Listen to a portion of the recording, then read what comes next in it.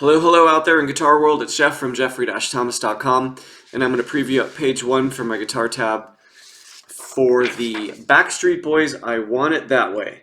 So make sure you're requesting this off my website, and we will be able to follow along together. So right off the bat, I'm capoed at the 2nd fret, right there. And here we go with the intro, nice and slow. Ready, go.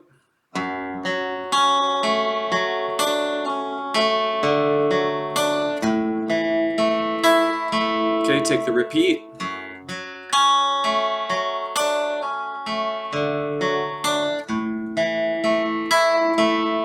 Okay, now we're in the verse, and we're going to take that same chord progression 3 times. So here we go.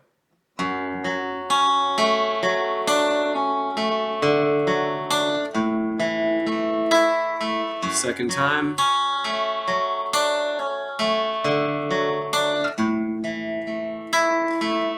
Third time.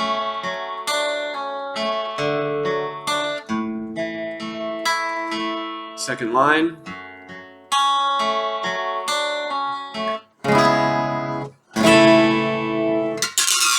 Just kidding. All right, ending 1, C sharp minor 7, and then to your A chord. And that's the #1 mistake that I hear other guitar instructors on the YouTube channel with their tutorials making. It does not go to a D. It goes to a C sharp minor 7, and then the A. For ending 1, ending 2 goes to the D shape, or the E over B. Alright, so here we are back to the top of the verse. We're going to take 3 times.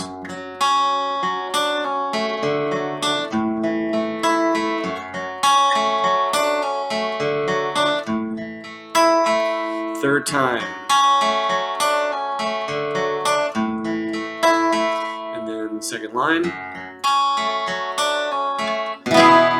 Now we get the E over B and then to the A. Alright. So far here's our structure. Intro 2 times, verse 3 times, ending 1. Back up to the verse 3 times, ending 2. Now we're at the chorus. So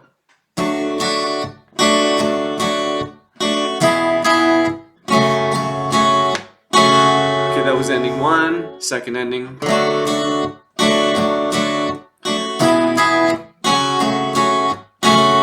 Okay, then we'll take the third time of the chorus, ending 3.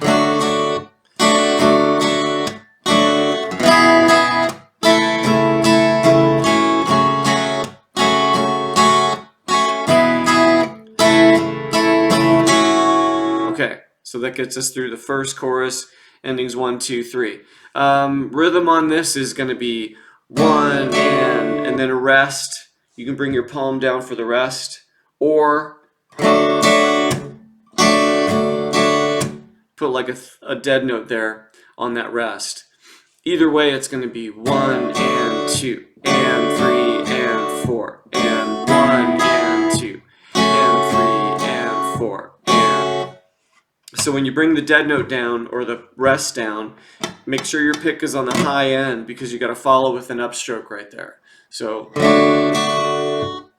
right? And there's the upstroke.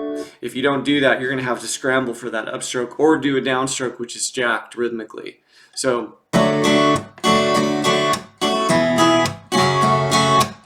however, if you want to put the dead notes in, fine, I would. But if you want to keep them quiet and just bring the palm down for the stop, that's good too. Okay, now at this point in the music where we stopped, which is the first measure of the 4th line, we have a DSL coda, and I'm going to point this out to you because I think it's important.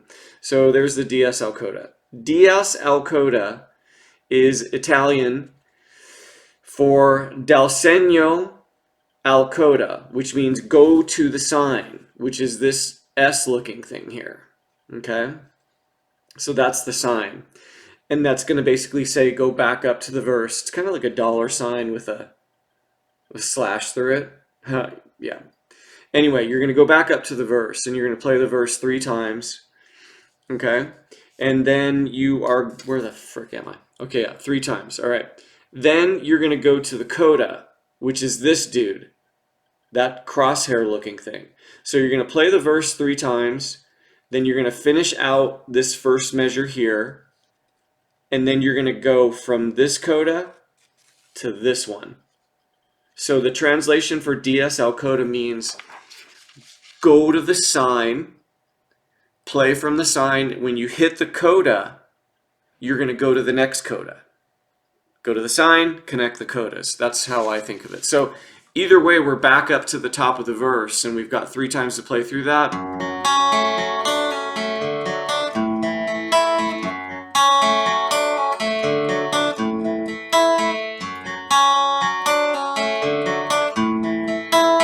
And then we're going to hit the first measure of the second line, and we're immediately down to the second measure of the fourth line. That's the connection of the coda. And it's similar to what we've done before, but it's going to go somewhere else. So we're on our second chorus now. So, and then,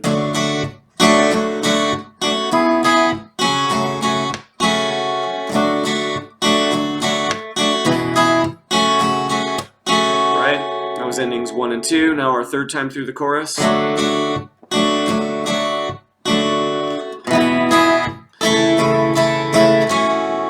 And that those 2s that were actually showed up there earlier, the end of the second measure of the third line. So this is, it's a no chord, and it just gets you, your left hand free to get to the next chord, which is F sharp minor. Now we're going back to the last measure of the fifth line. And then there's noticeable dead notes here. So to get those dead notes, I have my chord formed up, and then I'm just bringing this third and fourth down, and I just want no sound. 1 and 2 and 3 and 4 and, all right? Advanced guitar players know that stuff all day long, but just in case there's some more beginning intermediate players here. All right, then we're at the last measure of the last line, C sharp sus, and we have,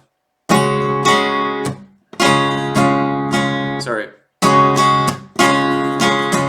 that's the rhythm. All right, so C sharp sus,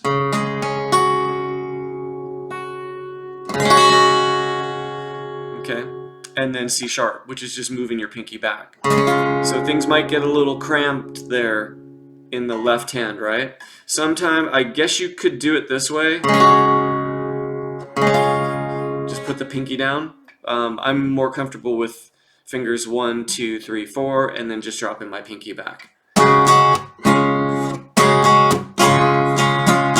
Okay, then the bridge. 1, 2, 3, 4. 1, 2, 3, 4.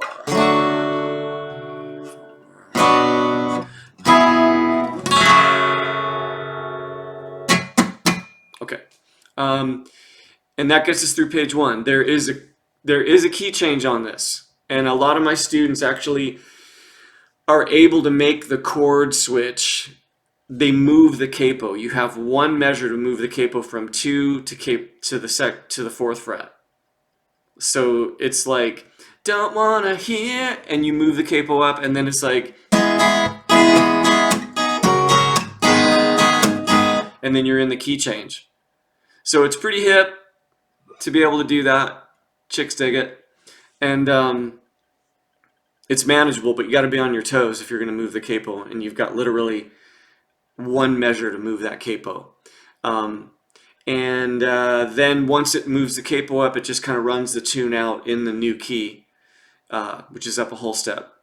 Anyway, so one of their, I mean, it is their best song. Name another Backstreet Boys song.